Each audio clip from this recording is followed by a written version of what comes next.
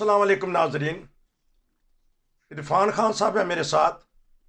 बहुत अहम तबसरा है पाकिस्तान के और हिंदुस्तान के जो इंसाफ के निज़ाम है उसके ऊपर बात करेंगे कि कितने हमारे अदारे हैं, कितने हमारे इंसाफ हैं, और सबसे ज़्यादा जो अदालती निज़ाम सड़कों पे लगता है वो बड़ा भयानक है। उसका अंजाम बड़ा भयानक होता है, पाकिस्तान में भी और हिंदुस्तान में भी। हिंदुस्तान में आजकल मुसलमान अकलियतों के खिलाफ हिंदू इंतहा पसंद सड़कों पे आके अपना इंसाफ दे रहे हैं, और पाकिस्तान में भी यही बात है। पाकिस्तान में तो अदालतें भी ऐसा फैसला कर देती हैं जो पूरी दुनिया में जग हंसाई का मूजब बनती हैं। जी अस्सलाम वालेकुम। वालेकुम। सर, मैं थोड़ी सी खबर दे देता हूँ। खबर है आज की कि हिंदुस्तान में हिंदू इंतहा पसंद सामने आ गई हैं। एक फिल्म रिलीज होने जा रही है, उसका नाम है पठान, जिसमें एक मुसलमान शाहरुख खान ने काम किया है। उसमें हिंदू इंतहा पसंद कहते हैं कि कुछ रंग ऐसे इस्तेमाल हुए हैं जो हमारे मजहबी रंग हैं। इसी तरह पाकिस्तान में भी मजहबी रंग दे के अदालतों में जाया जाता है, बल्कि बाज़ दफ़ा तो सड़कों पे ही उसका फैसला कर दिया जाता है। ये हमारी इंतहा पसंदी हमारे मुआशरे को, हमारे मुल्कों को, हालांकि दोनों एटमी ताकतें हैं, एक इस्लामी मुल्क भी है, कहाँ तक लेके जाएगी? देखें, आप दो बातों को मिक्स कर रहे हैं। जी। जो मैं आपके सवाल का मतलब समझा हूँ, हम कह रहे हैं मैं ही गलत समझा हूँ। और हिंदुस्तान में जो इंतहा पसंदी है, जो कुछ फिल्म को बुनियाद बनाया है, उसमें जो रंग इस्तेमाल हुए हैं, ये कोई इसका किसी निज़ाम से या कोई अदालती निज़ाम से ताल्लुक नहीं है। जी। ये एक अवामी रद्द अमल है जो इंतहा पसंदों, हिंदू इंतहा पसंदों की तरफ से शो किया जा रहा है। शो किया जा रहा होगा, मैंने तो खबर नहीं पढ़ी, लेकिन बहरहाल ये एक इंतहा पसंदाना सोच है जिसका इजहार किया जा रहा है। और ये बड़े शरीर में हिंदुस्तान क्या, पाकिस्तान क्या, और भी जो हमारे करीब के ममालिक हैं, अफगानिस्तान में भी या श्रीलंका वगैरह में भी, आमतौर पर जहाँ पर मजहब को इस्तेमाल किया जाता है सियासत के लिए, वहां पर इस किस्म की तंजीमें बन जाती हैं और इस किस्म का रद्द अमल जो है वो शो करती है। इसका इंसाफ से कोई ताल्लुक नहीं, किसी निज़ाम से ताल्लुक नहीं। ये लोगों का अपना रद्द अमल है जो तालीम की कमी की वजह से या एक ऐसी सोच की वजह से जो वहाँ डेवलप हो रही है और मुसलसल डेवलप हो रही है। ये एक खतरे की अलामत है। जी। इस सोच का रोकने की बजाय इसका मजीद डेवलप होना, ये एक खतरा है वहाँ के अवाम के लिए भी, चाहे हिंदुस्तान के अवाम हो चाहे वो पाकिस्तान के अवाम हो। जी। इसका सद्देबाब करना चाहिए। और इस सोच को रोकने में अगर हुकूमत नाकाम है तो कम से कम अदालती निज़ाम ऐसा होना चाहिए जी। या अदालतों को इससे मुदाखलत करके ह्यूमन राइट्स के हवाले से, ह्यूमन राइट्स के कानून को सामने रखते हुए ऐसे फैसले करने चाहिए या ऐसा इकदाम उठाने चाहिए जिससे इन मामला को रोका जा सके।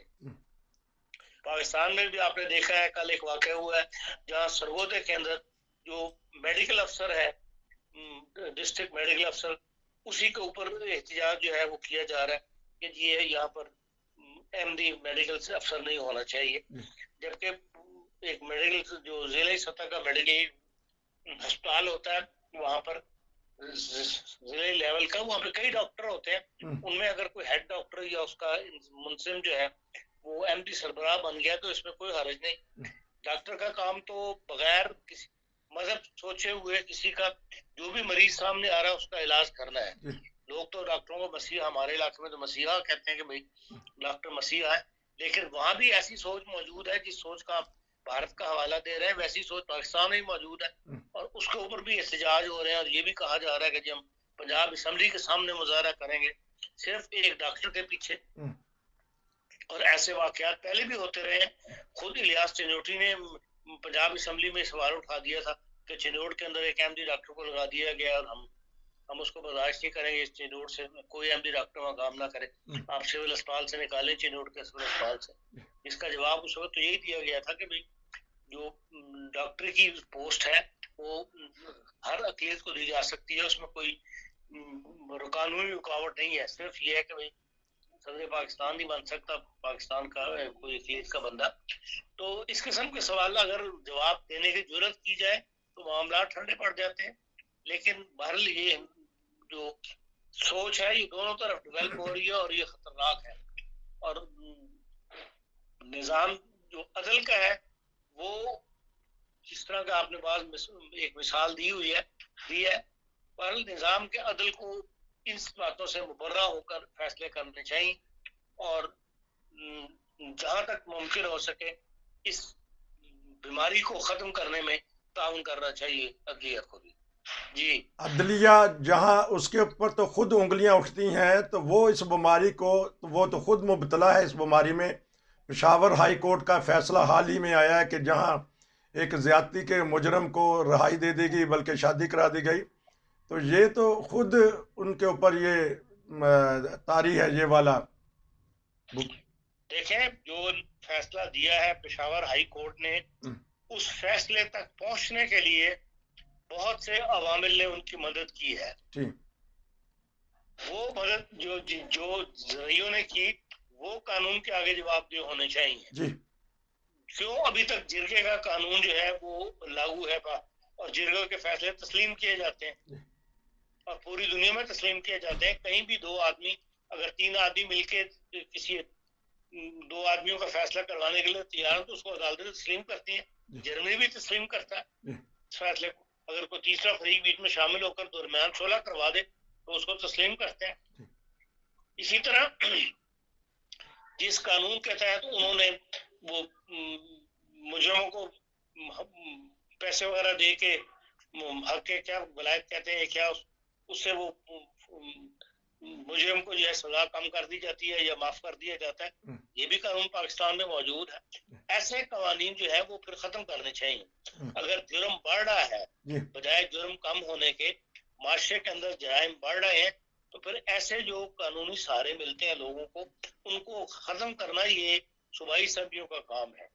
जो अदालतें अदालतें तो जो सामने मामला आते हैं, जो कानून की रियायत को हम मिल सकती है, वो फिर मुजरिम को हासिल कर लेता है। और ये कहा जाता है इस कज़ामे के मामला में भी जो इस्लामी तशरीह का मामला है उसमें भी है कि मुजरिम को शक का फैसला जो है वो हर का शक जो है उसका फेवर जो है वो उसको मुजरिम को जानी चाहिए। इसलिए इस किस्म के तमाम कवानीन जो है वो सामने रखते हुए पेशावर हाई कोर्ट ने उनको जो है वो रियायत दी है और अपनी छोटी अदालत का फैसला है जो वो खत्म किया है। हाँ, ये यकीन जरूरी, ये मतलब एक खुला हुआ था, एक बाप कहना चाहिए या एक पॉइंट कि वो उसकी जो उसने हरकत की थी उसको उसने तस्लीम उस वक्त तक नहीं किया जब तक कि आपने डीएनए टेस्ट ने उसको साबित नहीं कर दिया कि ये आदमी मुजरिम है। हाँ, अगर वो अपनी गलती तस्लीम कर लेता और उसके बाद वो तमाम सहूलियात लागू कर ली जाती कि हाँ वो शादी पर राजी हो गया और उसने जुर्माना भी अदा कर दिया फैमिली को, या हक महर भी अदा कर दिया, वो फिर और पोजीशन थी। लेकिन वो उस वक्त तक अपने बात से अड़ा रहा, वो अपने जुर्म का इकरार नहीं किया जब तक डीएनए टेस्ट ने उसको पकड़वा नहीं दिया। इस बात की सजा बहरहाल पेशावर हाई कोर्ट को देनी चाहिए थी। उसको चाहे चंद साल की सजा देते और उसके बाद उसको फिर शादी करने का हक देते। अब ये भी कोई मुस्तकबिल में पता नहीं कि वो उस गूंगी या बहरी लड़की को कितना अर्सा अपने पास रखता है, जिंदगी उसके साथ गुजारता है या नहीं गुजारता, ये किसी मरले पर उसको तलाक दे देता है। ये तमाम मामला जो है ये आइली कवानीन जो है, जो खानदानी कवानीन जो पाकिस्तान में बने हुए हैं उनके अंदर सुकम पाया जाता है। और यही हमें अपने सियासतदानों से शिकवा है कि वो इन कवानीन की तरफ नहीं आते जो अंग्रेज के जमाने से चले आ रहे हैं। उनमें वक्त के साथ तब्दीलियां करके माशरे के अंदर जो प्रॉब्लम्स हैं उनको खत्म करने के लिए इनकी तरफ, बेहतरी की तरफ तवज्जो देनी चाहिए। उस तरफ हमारा सियासतदान नहीं आता, इसलिए माशरे के अंदर जो है बिगाड़ ज्यादा से ज्यादा बढ़ता चला जा रहा है। आपने अभी कहा कि असम्बलियों से कवानीन ऐसे पास होने चाहिए। असम्बलियाँ तो ऐसे कवानीन पास कर देती हैं किसी अक़लियत के ख़िलाफ़, उसकी इबादत गाहों के ख़िलाफ़, उनके लोगों के ख़िलाफ़। अभी आपने मिसाल दी कि अहमदी डॉक्टर वो असम्बली का सहारा लेके ही ऐसी बातें करती हैं ना कि ये आइन के मुताबिक नहीं है, अपना बनाए हुए आइन, अपना ही लोगों का आइन, अपनी ही लोगों की बातें, तो फिर वो हाथ डाल लेते हैं ऐसे मामले में। देखें, ह्यूमन राइट्स का जो चार्टर है ना अक़वाम मुत्तहिदा का, उसके ऊपर अगर अमल किया जाए तो तमाम ये इस किस्म के मसले जो हमारे थर्ड वर्ल्ड में उठते रहते हैं या इंडियो पाकिस्तान में, ये सब खत्म हो सकते हैं। और उसके ऊपर अमल करना हुकूमतों का काम है, सूबाई हुकूमतों का भी, मरकजी हुकूमतों का भी। और जो बेचारी NGOs है वो शोर डालती रहती हैं, लेकिन हमारा सियासतदान ही इतना बेहिस है जी और हमारा जो अदालती निज़ाम है वो भी उस तरफ तवज्जो नहीं देता कि भाई अगर कोई जो चीजें बस क्लियर कट फैसला जात उसमें मौजूद है, उन पर अगर अमल दरामद नहीं हो रहा तो जो अदालत है सबसे बड़ी, उसको उसका खुद नोटिस लेना चाहिए। 2-4 नोटिस लेंगे, उस पर अमल करवाएंगे तो फिर यकीनन एक तरह पड़ जाएगी, एक डायरेक्शन कायम हो जाएगी कि हाँ भाई इन बातों के ऊपर भी नोटिस लिया जा रहा है। इस वक्त तो माहौल ऐसा बना हुआ है कि इन बातों को इग्नोर करना है और पूरी सोसाइटी का हर तबका जो है वो इसको इग्नोर कर रहा है और कोई उसका नोटिस नहीं ले रहा। जस्टिस जिलानी ने जो फैसला किया हुआ है, जिसको कमीशन बना हुआ है डॉक्टर शुआब फेडरल का, वो भी एक किस्म का बेबस हो गए, इसलिए कि कोई इंतजामिया या कोई जो नीचे की अदालतें हैं उनके साथ ताउन करने पर तैयार नहीं है। इसलिए बहरहाल अगर सिर्फ एक चीज अपना लें कि जो अक़वाम मुत्तहिदा का हकूक़ इंसानी का चार्टर है, तो फिर उस मसले जो है वो हमारी डायरेक्शन सही हो सकती है और आहिस्ता आहिस्ता मसले जो है वो हल हो सकते हैं।